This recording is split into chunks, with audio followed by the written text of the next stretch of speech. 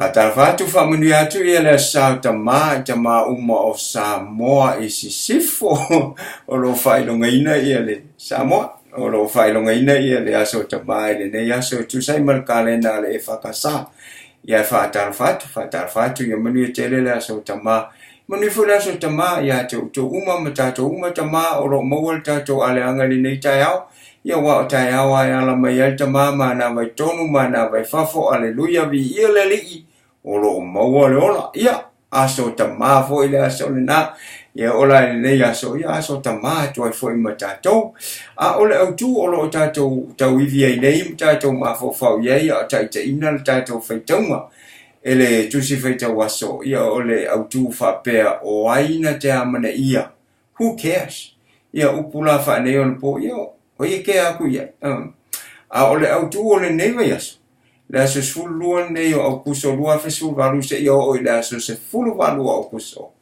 ole atua na te amana ia a God who cares le la utali si a ole tato tusi fai tau le aso Tamā ele nei aso salamo e ono sfulima foi upuiva e ole sfutolu ole au tula ole nei aso ole atua I lalo nei God here below Ole autula ole tato tusi feitau.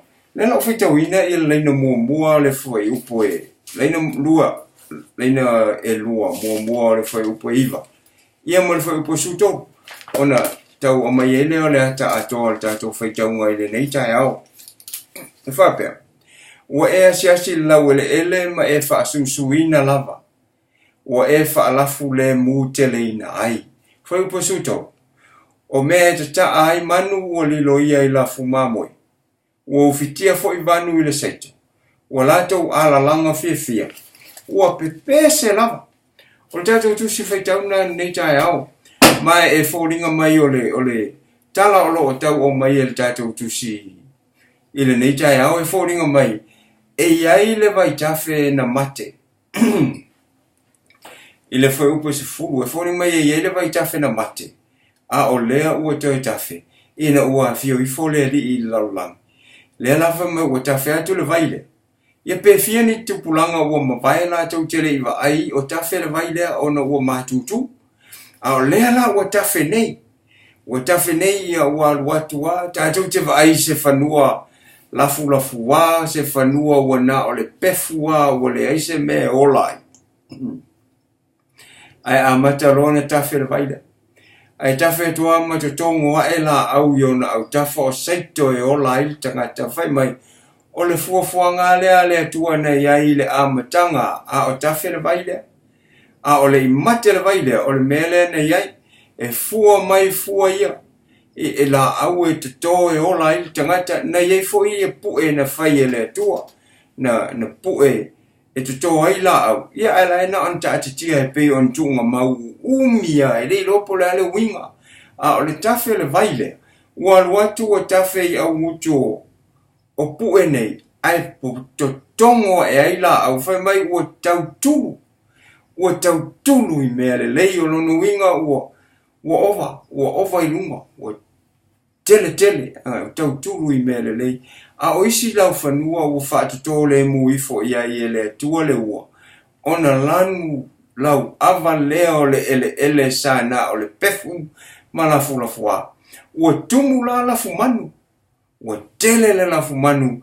Ai pepese ma tumu fo I le seito I vanu. A o le mea sili ai o na maneia mamata ngofie. Fai mai o la e pepese male oli. Pepese male oli. E mawhai o na te lele whaatoanga. Ai wha uu. E mawhai o na tele lafu manu. Ai wha noa manu. E mawhai o na tele me whai al tangata I lona marosi. Ai uvale. Ai o le vai lea ua tafe atu o le atu. O le vai ua le ngata ina ia au mai le ola. Ai au mai le ola, male oli, male fia. Saulo leo le fesili. O le ala le winga ma le au ngā o lea mea. I le aso Tamā I le so. Tato wolo lea whai mai le tuspa ia.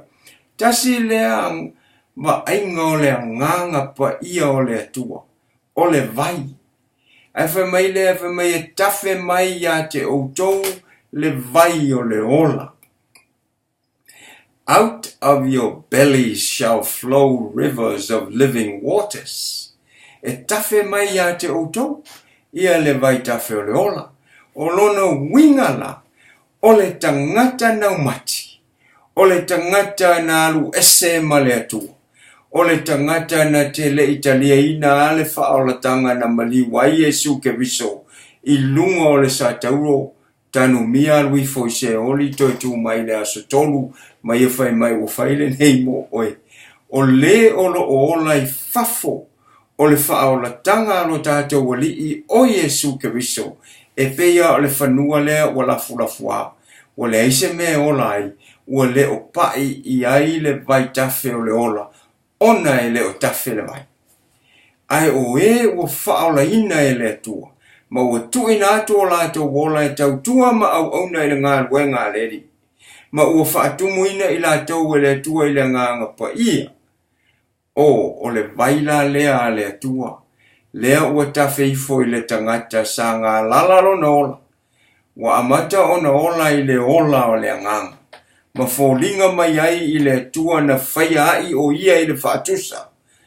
O le atua. I le amata. Ma ua amata o nei loa fofonga o le atua I totonu o le tangata. O ana mea e whai e manui a isi. O ana upu e manui a tangata. O lona iai se no fuanga e mai ma le ori ma le file mu o le atua. O ila e la usi ai le whanua. Sana mati. O le rui la lea mo Tamā I le nei Aso Sa. Ia ftoe tafe le vai tafe o le atua. I to tonu o taora. Ai sea, wa a tafe, ona, tafe atu ai leo le fia ma le alofa I atina. Se sa e walka leve e leni a mami ma pese le aso atoa. Pe a tumu o ia I le ori, ai tafe atu le ori o le Tamā. Ona olo o iaila nganga o le tua. E ofo I whanau le aonga. Ai lotu mai. Se I mafuta ma Tamā ma tina ma isi uso ma tō whawhine. Se I whai le ori I le tua. Ona ua mātango fie le vai tafe le tua o lo tafe nei. Tamā e o Samoa tau tuana ma auto. Le nganga o le tua e whainu ai whanau. Whainu ai whanau e manui ai la tunu.